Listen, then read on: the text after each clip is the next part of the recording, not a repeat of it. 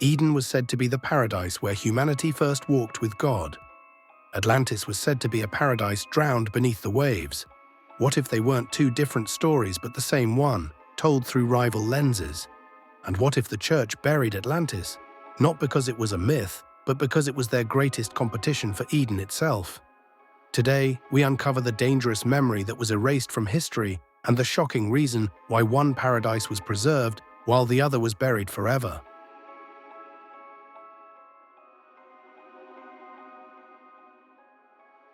Two stories of paradise have captivated humanity for millennia, but here's what no one talks about.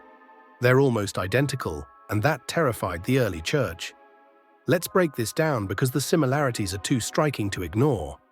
Eden was the divine garden where humanity began in perfect harmony with God. A place where Adam and Eve lived without pain, without death, without suffering, until one fateful choice changed everything. When they disobeyed God, they lost it all and were banished forever from paradise. Eden's message was clear: humanity needs God's guidance, and without divine authority, we fall into chaos and death. The lesson was simple: we are dependent on God for salvation. But there was another paradise story, one that told a very different tale. Atlantis was an advanced civilization that achieved paradise through human achievement, magnificent cities, incredible technology, and mastery over nature. They built heaven on earth through knowledge, science, and collective human effort. But just as Eden fell, Atlantis fell not through disobedience to God, but through pride and overreach. Yet here's the crucial difference. Atlantis's message was dangerous. It suggested that humans could build paradise without God. Now here's why this became a crisis for the early church. If both stories were true, which version of humanity's origin was correct? Were we meant to be humble servants waiting for God's salvation, or were we meant to be builders of our own paradise? The church couldn't allow both narratives to exist because they contradicted each other at the most fundamental level. Consider this. If Atlantis were real, it meant paradise could be built by human hands. If Eden was real, it meant paradise could only be given by God. The early church fathers, such as Augustine, didn't just dismiss pagan creation myths, they actively wrote against them. They understood the threat. If people believed humanity had once built paradise through knowledge and achievement, why would they need the church's promise of salvation? The theological problem was massive. Eden taught that humans were inherently flawed and needed divine intervention. Atlantis taught that humans were inherently capable and could achieve godlike status through their own efforts. These weren't just different stories, they were competing blueprints for humanity's destiny. The church needed Eden's narrative to dominate because it reinforced the necessity of divine salvation and church authority. And Eden versus Atlantis wasn't the only rivalry. Across Europe, stories of drowned paradises appeared again and again. Avalon, High Brazil, Wise, all half-remembered echoes of a world where paradise wasn't given but built.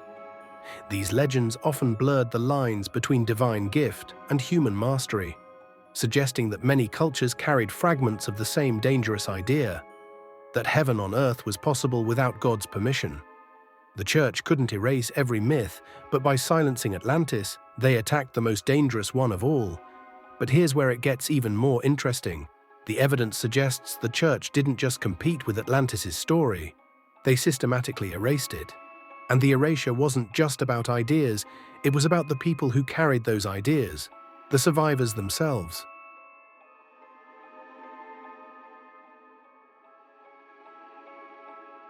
Across the ancient world, the same mysterious figures appear after great floods, bringing impossible knowledge to primitive civilizations. What if these weren't gods but refugees from a drowned paradise? What if they were the survivors of Atlantis itself? Let's examine the pattern because it's too consistent to be a coincidence.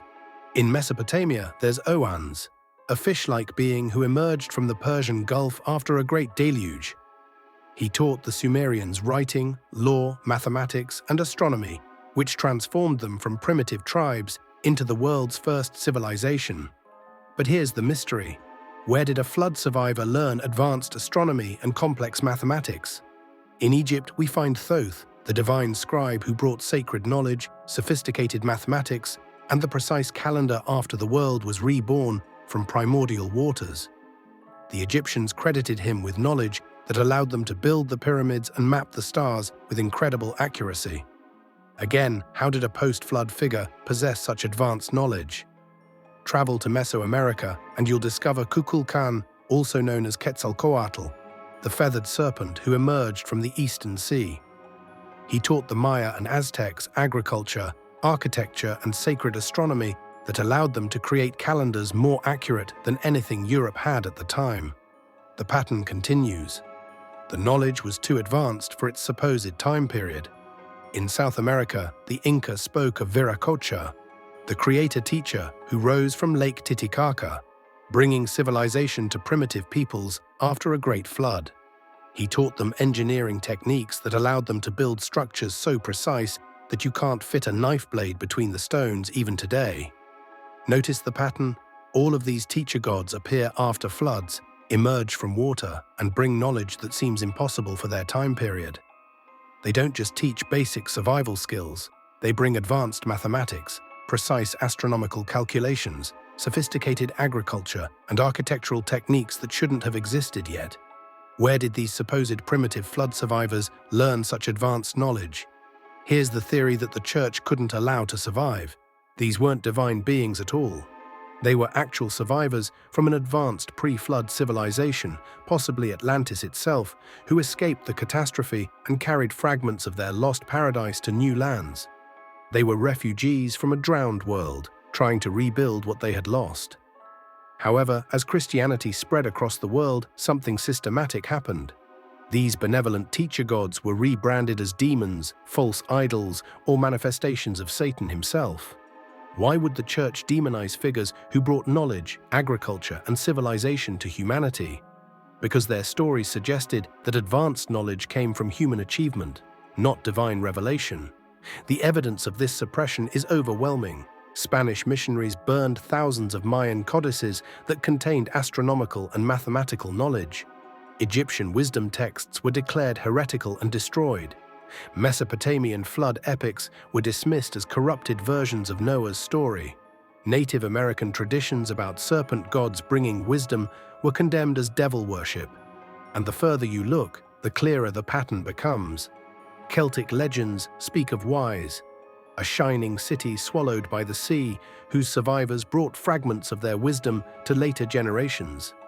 Irish myths tell of High Brazil, an island said to appear once every 7 years, shimmering with forgotten knowledge before sinking again beneath the waves. Even the legends of Avalon, the mystical isle of healing and wisdom, echo the same theme: drowned or hidden lands, preserving pieces of a paradise humanity once knew. If these stories all point to the same origin, then Atlantis was not alone, but part of a much wider memory of paradise lost. The church understood that if these teacher gods were really Atlantean survivors, it meant human civilization had reached paradise-level advancement before the biblical timeline even began. This didn't just contradict Genesis, it made Eden redundant.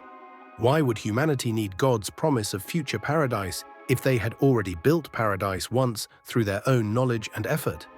If stories this powerful were deliberately erased from history, what other forbidden truths are still being hidden? Hit subscribe and turn on notifications, because we're just getting started with uncovering the secrets they don't want you to know.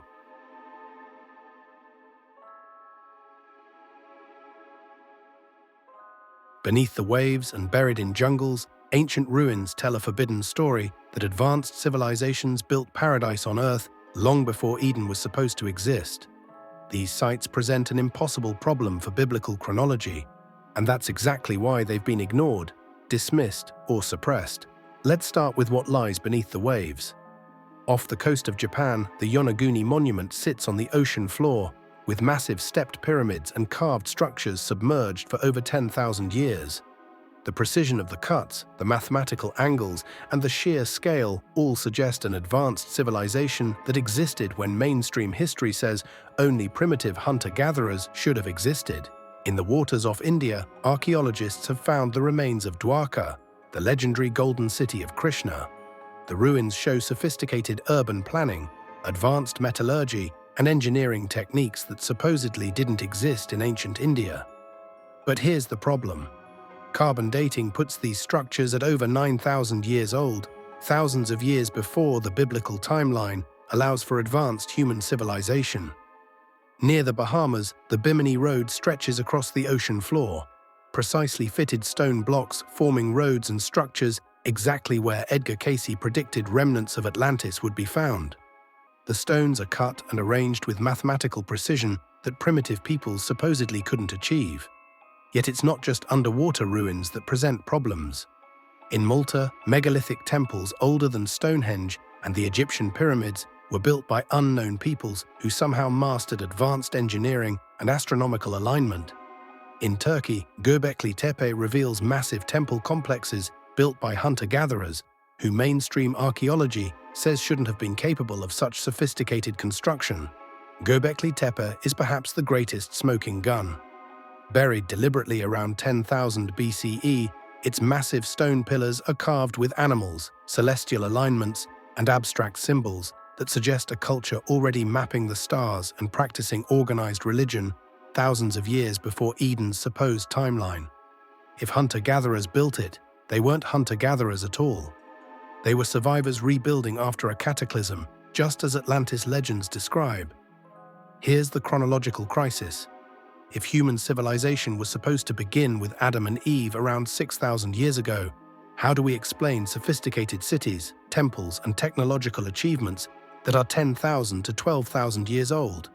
These sites don't just contradict biblical timelines, they obliterate them.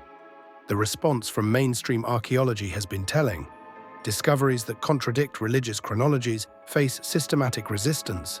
And then there are the anomalies nobody talks about. Off the coast of Cuba, sonar scans in the early 2000s revealed vast geometric structures, some resembling pyramids, resting 2,000 feet below the surface. If confirmed, they would predate every known civilization, but access to the site remains suspiciously restricted. Why suppress investigation unless the ruins threaten to rewrite the history books? These findings line up perfectly with Plato's description of Atlantis sinking in a single day and night of misfortune. Underwater archaeological sites that might prove pre-biblical civilizations receive limited funding or access. Carbon dating results that push civilization too far back are questioned or dismissed.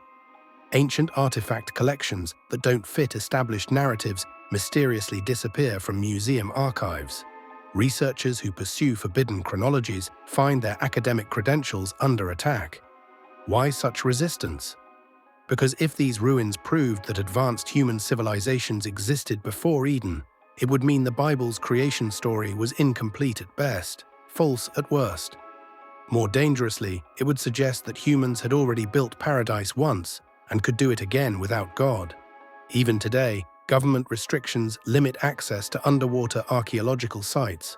Religious pressure on academic institutions maintains biblical chronologies. Funding is denied for research that might challenge established religious narratives. The pattern continues because the threat remains the same. These ruins represent proof that humanity didn't need God to build paradise. They're evidence that the Atlantean prophecy of human achievement leading to paradise was not just possible, but had actually happened. And that brings us to the heart of the conflict.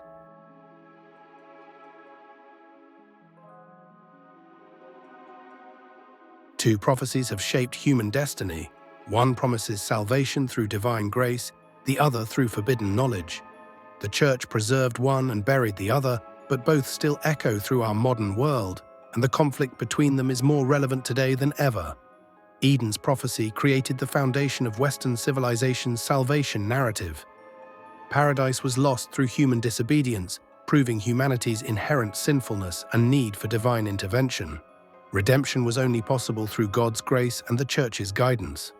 The future paradise, heaven, was promised as a reward for faithful obedience. The message was clear: we are broken and need saving. But Atlantis offered a completely different prophecy. Paradise could be achieved through human advancement and knowledge.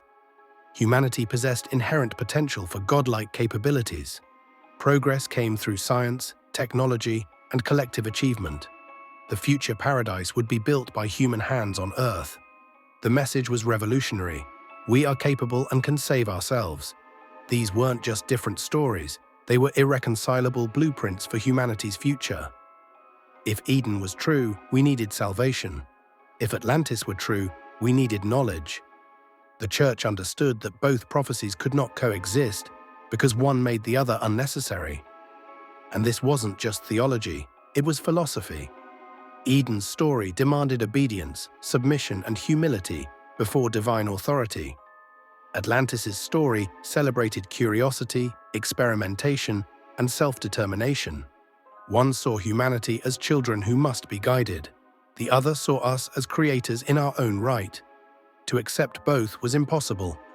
The church's survival depended on making obedience holy, while painting the pursuit of knowledge as dangerous, even demonic. Now look at our modern world and observe how this conflict continues to rage.